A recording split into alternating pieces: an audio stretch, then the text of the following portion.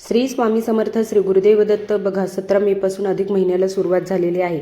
आपल्या सर्वांना माहिती आहे की अधिक महिना हा खूप जास्त पवित्र आणि पुण्यदायी महिना असतो आणि या महिन्यामध्ये जो कोणी श्रद्धेने आणि विश्वासाने सेवा करेल, जप करेल, त्यासोबतच दान करेल, कारण की या महिन्यामध्ये दानाला देखील खूप जास्त महत्त्व आहे, त्याला कितीतरी जास्त पटीने फळ मिळत असतं. त्याच्यामुळेच मला माहिती आहे भरपूर जणांनी अधिक महिन्यांच्या सेवेला सुरुवात केलेली आहे. पण अजूनही कोणाला प्रश्न असतील की मी कोणती सेवा करावी, मला कोणत्या सेवेने जास्त फळ मिळेल किंवा कोणती सेवा माझ्यासाठी पुण्यदायी ठरेल, असे प्रश्न तुम्हाला असतील तर आजचा व्हिडिओ तुमच्यासाठीच आहे. त्यामुळे व्हिडिओ शेवटपर्यंत नक्की बघा. जर का तुम्ही मी सांगितलेली सेवा श्रद्धेने केली तर तुमच्या जीवनामध्ये नक्कीच सकारात्मक बदल घडू शकतात. बघा, अधिक महिना हा भगवान विष्णूंना समर्पित आहे. भगवान विष्णूंनी अधिक महिन्याला आपलं नाव दिलेलं आहे आणि म्हणूनच या महिन्यात तुम्हाला भगवान विष्णूंच्या जेवढ्या सेवा जमतील तेवढ्या तुम्हाला करायच्या आहेत. तुम्हाला भले मग सेवा जमत नसेल तर तुम्ही फक्त विष्णूंचं नामस्मरण केलं तरी चालेल. ओम नमो भगवते वासुदेवाय नमः. ओम नमो भगवते वासुदेवाय नमः.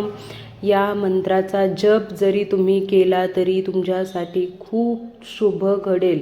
खूप शुभ मानला जातो हा मंत्र. त्याच्यामुळे तुम्ही सकाळी संध्याकाळी जेव्हा तुम्हाला वेळ मिळेल तेव्हा तुम्ही हा मंत्र म्हणायचा आहे. आणि खूप भक्त म्हणतात की हा मंत्र म्हटल्याने त्यांचं मन शांत राहिलं आहे, त्यांना एक वेगळा अनुभव आलेला आहे या मंत्रातून. त्याच्यामुळे भगवान विष्णूंचं नामस्मरण तुम्ही नेहमीच करत जा, पण कमीत कमी अधिक महिन्यामध्ये खूप जास्त प्रमाणात तुम्हाला भगवान विष्णूंचं नामस्मरण करायचं आहे. ही झाली भगवान विष्णूंची साधी सोपी सेवा.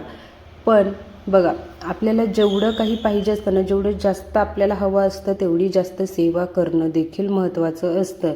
आणि जर तुम्हाला अडचणीत असाल, संकटात असाल किंवा तुम्हाला तुमची कोणती इच्छा असेल, अशा वेळेस तुम्ही अधिक महिन्यामध्ये जर का श्रीमद भगवद्गीता किंवा विष्णू सहस्त्रनामाचं पठण केलं ना तर तुम्हाला त्याचं फळ नक्कीच मिळतं. अधिक महिन्यामध्ये जेवढं आपण धार्मिक ग्रंथाचं वाचन करतो तेवढं जास्त पुण्य आपल्याला मिळतं.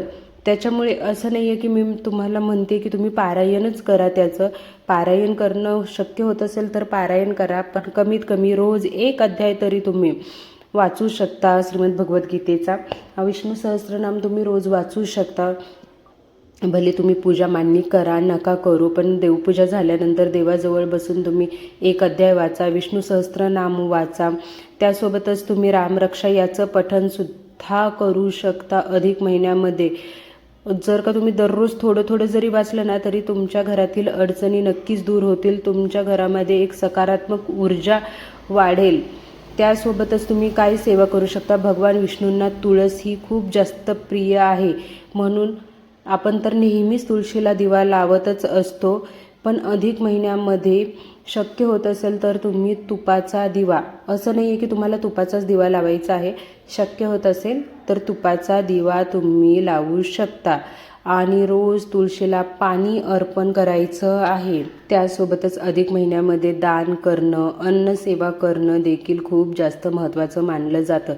अन्नदान हे सगळ्यात सर्वश्रेष्ठ दान समजलं जातं. त्याच्यामुळे तुम्ही तुमच्या कॅपॅसिटीनुसार तुम्हाला जेवढं शक्य होईल तेवढं गरजूंना, असं नाही आहे की दान करायचे म्हणून उगीचच कोणाला तरी दिलं, गरजू व्यक्तींना तुम्हाला अधिक महिन्यामध्ये दान करायचं आहे. दान केल्याने आपल्याला पितरांचा आशीर्वाद देखील प्राप्त होतो. आणि दान हे नेहमी श्रद्धेने आणि आपल्या क्षमतेनुसार करावे. तुम्ही पक्ष्यांना दान करू शकता, प्राण्यांना दान करू शकता, गरजूंना मदत करू शकता. ही देखील खूप मोठी सेवा मानली जाते. त्यामुळे अधिक महिन्यामध्ये दान आणि अन्नसेवा ही नक्की करा. बघा, सेवा 5 मिनिटाची करा किंवा अर्ध्या तासाची करा, छोटी असू द्या सेवा किंवा मोठी असू द्या, सगळ्यात महत्त्वाचं असतं ते म्हणजे तुमचा विश्वास आणि श्रद्धा. तुम्ही सेवा कोणती करताय त्यापेक्षा महत्त्वाचं श्रद्धा असते. त्याच्यामुळे तुम्ही श्रद्धेने अगदी छोटीशी सेवा केली तरी तुम्हाला त्याचं फळ मिळेल. फक्त मनामध्ये कोणाबद्दल वाईट विचार ठेवू नका, कोणाबद्दल वाईट बोलू नका, तुम्हाला त्या सेवेचं नक्कीच फळ मिळेल. सोबतच अधिक महिन्यामध्ये सात्विक आहार घ्या, शक्यतो मांसाहार टाळा, घरामध्ये वादविवाद नकारात्मक विचार टाळण्याचा प्रयत्न करा. कारण फक्त पूजा नाही तर मन आणि वागणूक शुद्ध ठेवणं ही एक प्रकारची मोठी सेवा मानली जाते. त्याच्यामुळे अधिक महिन्यामध्ये आपल्याला सगळ्यांसोबत, अधिक महिन्यातच नाही, नेहमी आपल्याला सगळ्यांसोबत चांगलं वागायचं आहे. समोरचा आपल्याबद्दल काय विचार करतो याच्याकडे लक्ष द्यायचं नाही आहे. आपलं मन साफ ठेवायचं आहे. नक्कीच देव आपली साथ देतो. त्यामुळे सेवा कोणतीही करा, मन साफ ठेवा, नक्कीच तुम्हाला त्याचं फळ मिळेल. व्हिडिओ आवडला असेल तर व्हिडिओला लाईक करा, शेअर करा, कमेंट करा. श्री स्वामी समर्थ. श्री गुरुदेव दत्त. ओम नमो भगवते वासुदेवाय नमः.